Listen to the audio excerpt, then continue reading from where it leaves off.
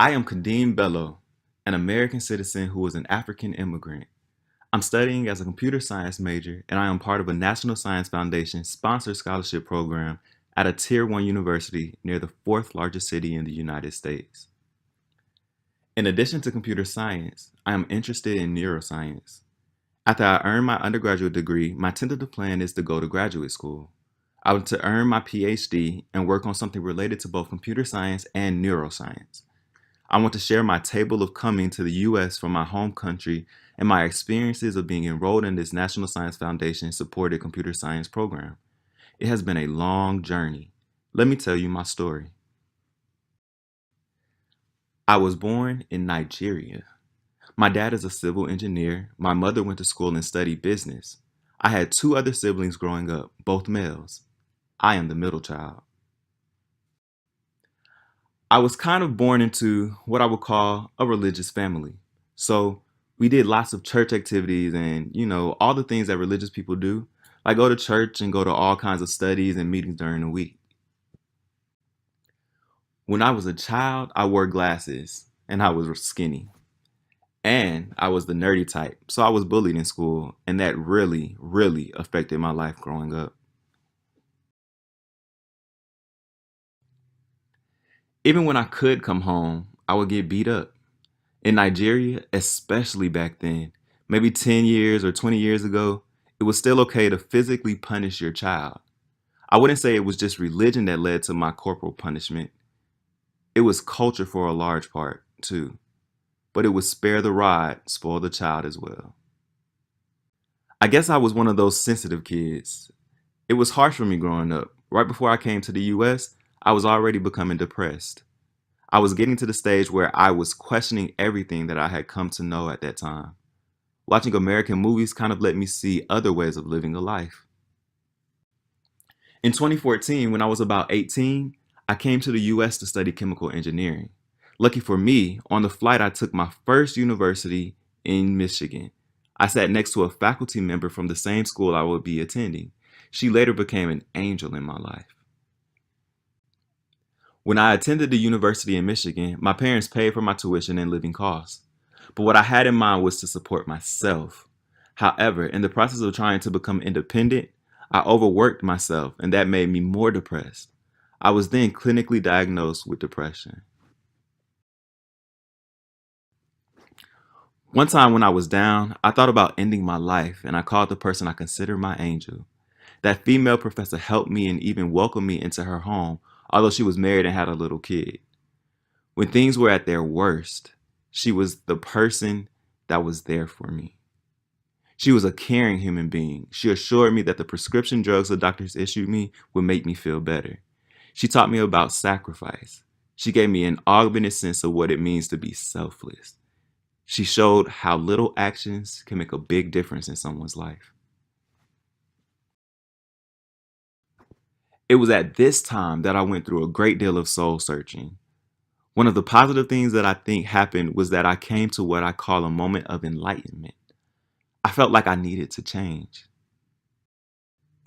It seemed the only reasonable way for me to really live in this world was if I did things more realistically, more logically, rather than living my life based on what my parents had told me. I realized that I seldom had any reason of my own for why I was doing the things that I did. Because of my struggles with depression, my uncle picked me up in Michigan. I then came to the mid southern US with him.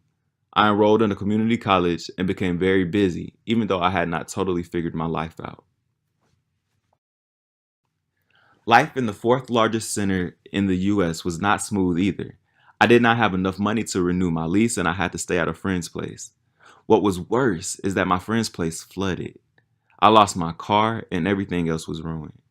The end of May is summer, the time to save money. But I could not afford to pay my friend, so I had to move out. I stayed with another friend for 2 months. Then I stayed at another friend's place.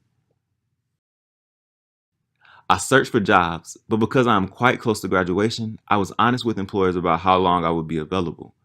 These were manufacturing jobs, and I had a hard time finding one.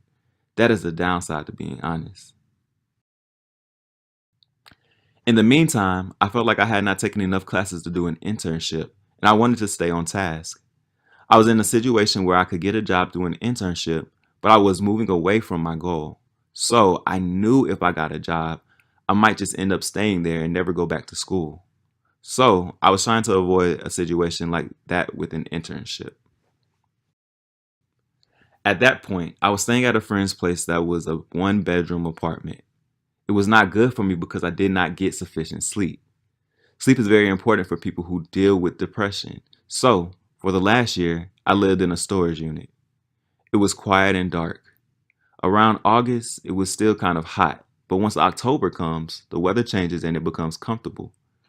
October through March, the weather is pretty good. It was not a bad place to sleep, so I decided to keep on staying there to save money. The savings would allow me to pay for my next place in full. While living in the storage unit, I thought about my experiences of growing up with religion. Several factors led me away from religion, not just my family. At one point, I became extreme and questioned all religious beliefs, but I know that I'm not an extreme kind of person. I guess my belief in reason would not let me accept such extremes. I ended up coming back to where I now stand. It is hard to know if there is some guy up there, but if I'm going to be a scientist, I must think like a scientist. And scientists consider possibilities. I must know something for sure because I come to a final decision. At this point, I would not rule out anything. In the past, scientists were obsessed with the presence of God. Now, their attention has turned to challenges they can solve. Because I have been dealing with depression, it got me thinking about the brain. That is what led to my interest in neuroscience. At first, I thought of neuroscience as a biology thing, and I was more a mad physics type of person. So I felt like I needed something more to make it fun for me. And so I did some research and looked up careers, and computer science seemed like a good choice. At that point of my life, the principal investigator of the university's NSF grant award came to our class and described the NSF scholarship opportunity. The financial support initially attracted me because it would help me pay for a place to live, to get better sleep, to focus on studying, and would even allow me to access to better resources to cope with my depression. When I was notified that I was admitted to the program, it gave me hope. It allowed me to hang in there because I knew something was coming. The scholarship, coupled with my career goals, gave me a tangible purpose in life. Computer science ended up being very interesting. It keeps surprising me. The further I delve into it, the more I like it. And with this grant, we have had opportunities to tour the HP campus and meet an executive who shared a real life snapshot of his work, which was really enlightening and exciting. We also have had a wide range of workshops that aided my professional development. And now I know how to deal with my depression. Learning computer science as a major most definitely helped me in my career and in my life. The scholarship experience also heightened my sense of compassion. My aspiration is to open a lab and do research that is helpful to the world. I think human beings would be better off if we value research more than we currently do. What if we did not fight over the small things, but learn how to value each other more? We all do better when one person does better. We should put our efforts into supporting each other.